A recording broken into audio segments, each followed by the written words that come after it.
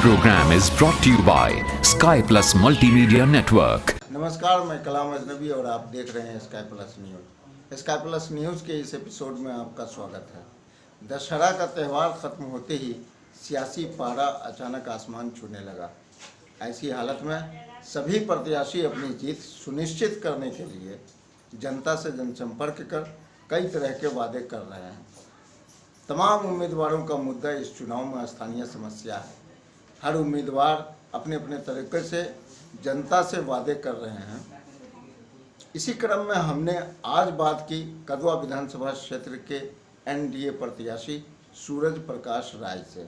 सूरज प्रकाश राय वर्तमान में कटिहार नगर निगम के डिप्टी मेयर के पद पर हैं और इस समय जनता दल यूनाइटेड की टिकट पर एनडीए उम्मीदवार हैं। आइए मिलते हैं सूरज प्रकाश राय से और जानते हैं कि कदवा के विकास के लिए उनके दिल और दिमाग में क्या चल रहा है।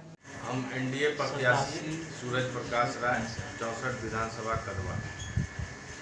ये आप सामाजिक संगठनों से जुड़े हुए थे, आपके दिल में कब ख्याल आया कि राजनीति में आप प्रवेश करें? जब हम इंटर में थे उसी समय हमारे समाज में जल जमाव की समस्या वगैरह हुआ करती थी, जिसके वजह से हम लोग काफ़ी जद्दोजहद करना पड़ता था। तो समाज में जब देखे कि हालात इस तरह की थी, तब से हम लोग सामाजिक जीवन में छात्र जीवन से ही सामाजिक कार्यकर्ता के रूप में काम करने लगे और 2007 में निगम पार्षद के रूप में चुने गए, क्योंकि उससे पहले जो है चुनाव हो भी नहीं रहा था और हम विद्यार्थी जीवन में थे। आपके राजनीतिक गुरु कोई है? राजनीतिक गुरु हमारे आइडियल हैं आदरणीय नेता नीतीश कुमार जी और अटल बिहारी वाजपेयी। लंबे समय तक आप काउंसलर रहे और फिर डिप्टी मेयर की कुर्सी तक पहुंचे। अपना अनुभव शेयर करते हुए बताइए कि कदवा में विकास की गति को आप आगे कैसे बढ़ाएं? देखिए, हम कदवा जब जनसंपर्क के अभियान में देखा तो कदवा कहीं न कहीं जिस तरह बिहार में आदरणीय नेता नीतीश कुमार जी और सुशील मोदी जी के शासनकाल में जिस तरह बिहार में विकास हुआ है, कदवा में उस अनुपात में विकास नहीं हुआ है। कदवा का विकास कहीं न कहीं अवरुद्ध है। उसमें जिसकी जो भी वजह रहा हो, और बिहार में विकास की गंगा बह रही है और कदवा जो है विकास में जो है पिछड़ा हुआ है। कदवा को लेकर के आपका लक्ष्य क्या हो सकता है? कदवा जो है देखा जाता है कि बरसात के दिनों में बाढ़ की समस्या जो वहाँ की जनता को दंश झेलना पड़ता है। हमेशा जो है हर साल कहीं न कहीं बाढ़ आता है, जिससे वहाँ के जनमानस के साथ साथ वहाँ के जो किसान हैं उनको भी काफ़ी नुकसान और किल्लत भरी ज़िंदगी जीनी पड़ती है। उस पर मेरा जो है विशेष ध्यान होगा और राज्य सरकार और केंद्र सरकार के द्वारा वो जो बाढ़ की समस्या है उससे निजात दिलाने के लिए हम काम करेंगे। हम ये जानना चाहेंगे कि एक ऐसे समय में जहाँ जात पात की राजनीति हो रही हो, वहाँ अपने आप को किस तरह स्थापित करेंगे? देखिए, हम जिस पार्टी के उम्मीदवार हैं आदरणीय नेता नीतीश कुमार के, वो न्याय के साथ विकास करने में विश्वास रखते हैं। जात धर्म से उनका कोई नाता नहीं है।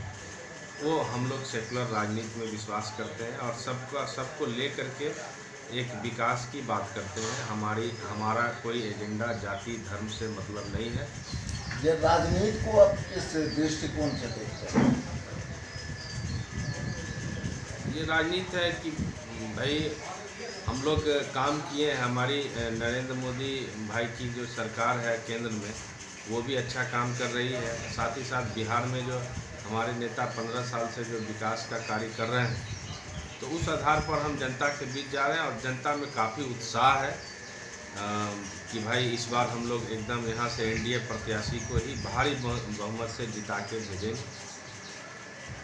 और आप जब जनता के पास जाते हैं तो कौन सा संदेश लेकर जाते हैं? क्या लेकर जाते हैं जनता के बीच? संदेश है, विकास का नारा है, न्याय के साथ विकास, सबको साथ लेके चलने का भी काम करेंगे और कदवा का चौमुखी विकास करेंगे, चाहे वो किसी जाति धर्म के लोग हों। ऐसे भी हमारी सरकार ने अक़लियत के लोग हों, दलित हों, महादलित हों, अति पिछड़ा हो या सामान्य वर्ग के भी गरीब जो लोग हैं, उन पर भी विशेष ध्यान दे करके समाज को मुख्य धारा में जोड़ने का काम किया है। चाहे नारी सशक्तिकरण का बात हो, सड़क का बात हो, पुल हो, पुलिया हो, स्वास्थ्य हो, शिक्षा हो, सुरक्षा हो, सब पर हमारी सरकार ने काम किया है। और हमारी सरकार आज 7 निश्चय योजना के तहत जब हम घूर रहे थे तो कई जगह देखे कि गली गली में जो है पेवर ब्लॉक लगा हुआ है, रोड बना हुआ है, तो कहीं न कहीं विकास तो हुआ है, जो अनुपात में होना चाहिए नहीं हुआ, लेकिन हुआ है। लोग ये कह रहे हैं कि इनके शासनकाल में अफसरशाही पूरी तरह से हावी हो गई है, आप इससे कहाँ तक इत्तेफाक नहीं, अफसरशाही नहीं है, काम के लिए उनको छूट दिया गया है पदाधिकारियों को, क्योंकि काम तो करना पदाधिकारी को है, तो उनको छूट दिया गया है। ऐसे में कुछ पदाधिकारी गड़बड़ करते हैं तो उसके लिए कई सारा विभाग है, लोक जन शिकायत है, आप उसमें डालिए, आपकी समस्या सुनी जाएगी। तो सारा व्यवस्था है, अवेयरनेस की ज़रूरत है, जागरूकता की ज़रूरत है। और जो स्थानीय हमारे त्रिस्तरीय जनप्रतिनिधि हैं, उनका भी काम है कि समाज के लोगों को मार्गदर्शन करें, और कोई असुविधा है तो उसके लिए उनको जो है काम करें। एक ऐसे समय में जब एक त्यौहार चल रहा है, दशहरा का त्यौहार मनाया जा रहा है और ये चुनावी महासंग्राम भी जो सो चल रहा है, आप जनता को कोई पैगाम देना चाहेंगे? नहीं, आज विजयदशमी का समय है और हम चाहेंगे कि सब लोग भाईचारा के साथ, उत्साह के साथ जो है विजयदशमी का जो है पर्व मनावे और आपसी भाईचारा बरकरार रहे, समाज में इखलाक मोहब्बत कायम रहे।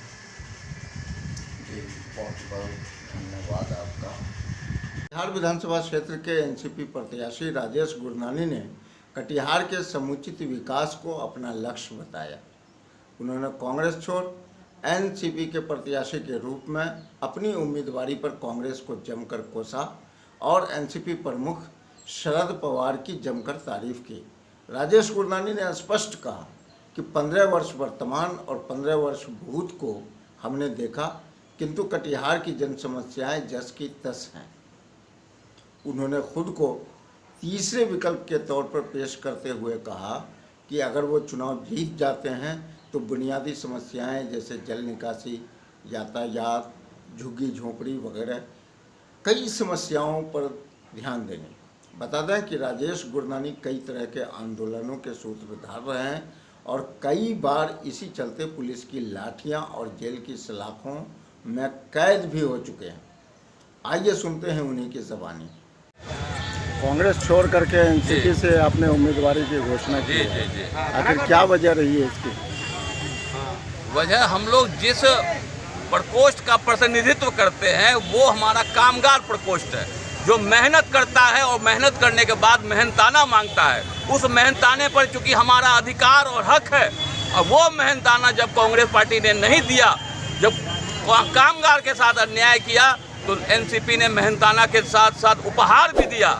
मैं धन्यवाद देता हूँ माननीय श्री शरद पवार जी को, मैं धन्यवाद देता हूँ के शर्मा साहब को, जिन्होंने मेरी भावनाओं को समझा, कामगारों के मेहनत को सफल बनाने के लिए हमको दिया, और राष्ट्रीय पार्टी होने के साथ साथ कहा कि एक नए विकल्प को कटिहार की ज़रूरत है।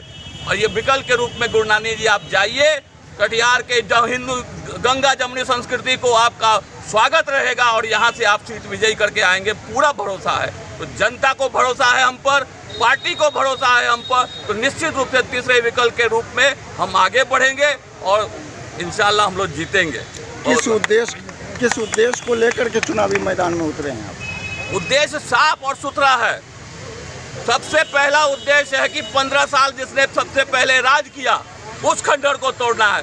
15 साल जिसने वर्तमान में राज किया उस खंडर को तोड़ना है। ये दोनों खंडरों को तोड़ते हुए कटिहार की जो वर्तमान समस्या है, जल जमाव है, यहाँ के यातायात व्यवस्था है, यहाँ के स्कूल कॉलेजों की जो स्थिति है, महिलाओं को जो स्थिति है, काम धंधों का बाट लगा हुआ है, यहाँ पर जूट मिल की स्थिति है, ये तमाम चीज़ों को लेकर के हम लोग आगे बढ़ रहे हैं। क्योंकि काम कर रहे हैं और काम को गति देंगे हम लोग।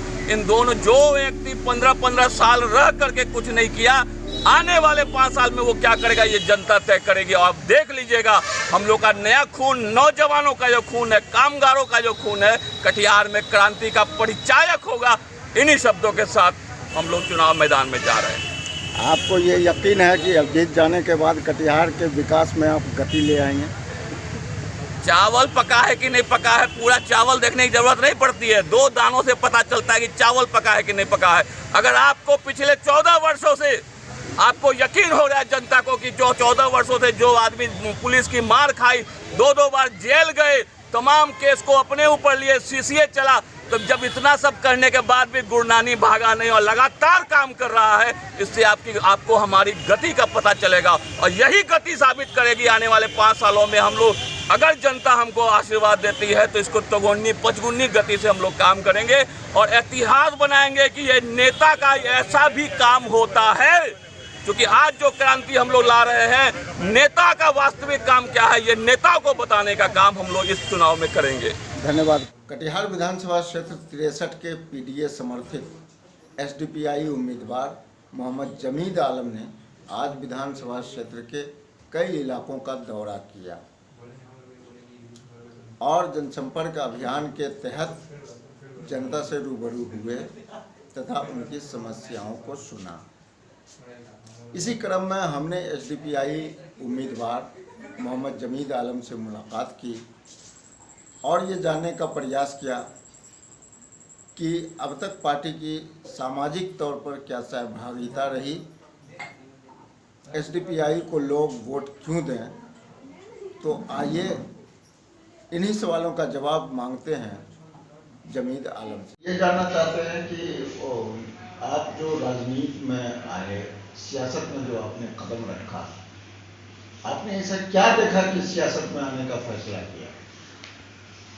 देखिए, आज 73 साल के बाद भी देश में जो परिवर्तन होना चाहिए, लोगों को जो उम्मीद था अपने जो है बेरोजगारी को दूर करने का, अपने विकास का, परिवार के विकास का, लेकिन आज जो वर्तमान समय में हम देख रहे हैं कि आज विकास तो हो नहीं रहा है और न ही मतलब जो है लोगों का जो है बेरोजगारी जो दूर हो रहा है, लोग परेशान हैं और बहुत ज़्यादा परेशान है।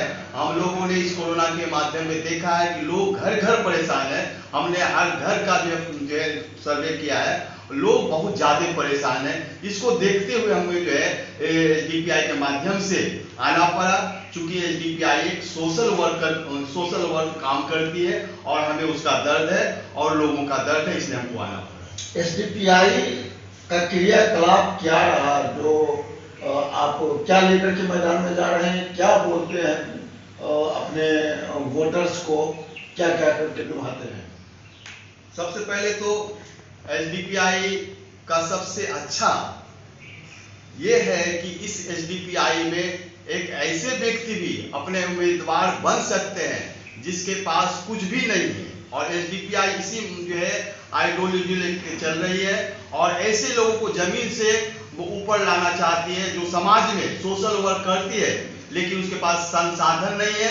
इसके अभाव में वह जो है फील्ड में कभी उम्मीदवारी का सोचता भी नहीं है कि हम जो है एमएलए का कैंडिडेट बने या जो है और भी जो है मुखिया कैंडिडेट बने, ऐसा भी नहीं होता है। मतलब यहाँ पूरी तरह से डेमोक्रेटिक सिस्टम आपकी पार्टी में है? मतलब पूरी तरह से डेमोक्रेटिक। हमने देखा है कि इसमें आज बहुत सारे उम्मीदवार थे, लेकिन डेमोक्रेटिक रूप में जो आगे बढ़ते हुए जो नेशनल से फैसला आया, उन्होंने सभी ने स्वीकार किया। यहाँ पर विरोध का जो है आभास तक नहीं आया।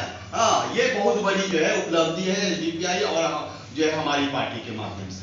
कटिहार की समस्या, मुख्य समस्याएं क्या क्या है?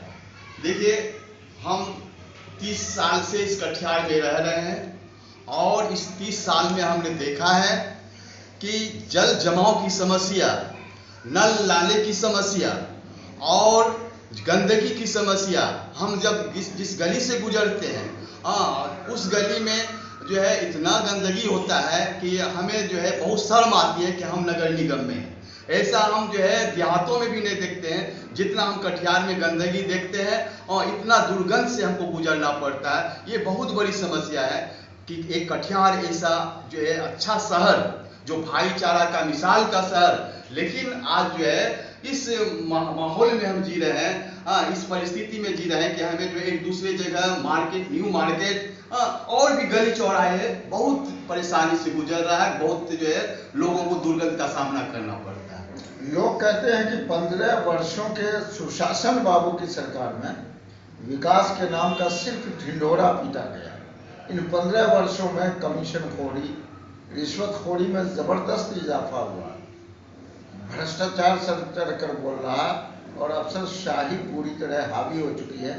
आप इससे कहां तक इत्तेफाक रखते हैं? देखिए, हम तो आज 15 साल की जो है इस शासन काल में नीतीश बाबू का यह देखे कि उन्होंने जो दारू पर प्रतिबंध लगाया था और आज दारू घर घर में जो बिक रहा है, लेकिन हाँ, सरकार इस पर कोई ध्यान नहीं दे रही है। दूसरी तरफ हमने एक प्रचार भी जो है सनी देओल का सुना है और वह धर्मेंद्र से कह रहा है, पापा यहाँ क्या रखा है, चलिए बिहार, आपको यहाँ दारू खरीदना पड़ता है और वहां तो घर में पहुंचा के देता है पापा। ये बिहार की स्थिति है। कटिहार के विकास को लेकर आपके दिमाग में क्या चल रहा है? कटिहार के विकास को लेकर यही चल रहा है कि यहाँ जो जल की समस्या है और यहाँ पर जो यातायात का जो है असुविधा है, जल जो है माने यातायात का जो मतलब जो है जमाव जो हो जाता है, उससे लोग बहुत परेशान हैं। घंटों घंटों जो है यातायात में लोग जाम में फंसे रहते हैं। इसको हमको दूर करने के लिए हम एक शासन तंत्र को एक सही ढंग से जो है सुचारू रूप से चलाने का कोशिश करेंगे, जिससे कि यातायात की सुविधा आसान हो जाए। इससे कबल कटिहार में बड़े पैमाने पर एनआरसी, सीएए और एनपीआर की लड़ाई लड़ी गई थी। इसमें एसडीपीआई की क्या भूमिका रही?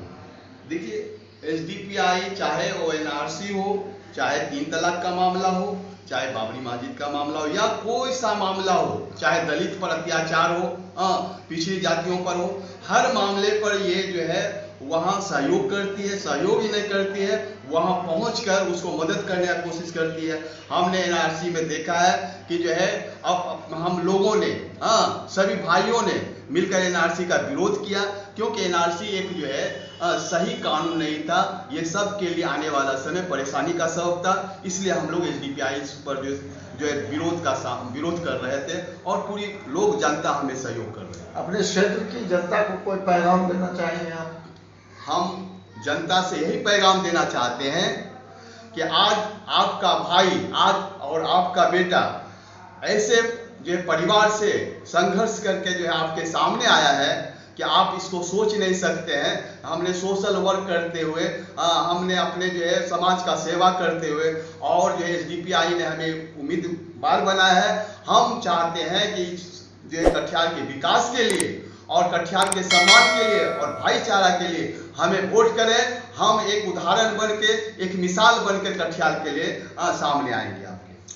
अगर हमारा ये चैनल आपको पसंद आया तो कमेंट सेक्शन में कमेंट करें और बेल आइकन को दबाना ना भूलें, ताकि हमारा नोटिफिकेशन आपको मिलता रहे। आपका सहयोग हमारे लिए ज़रूरी है।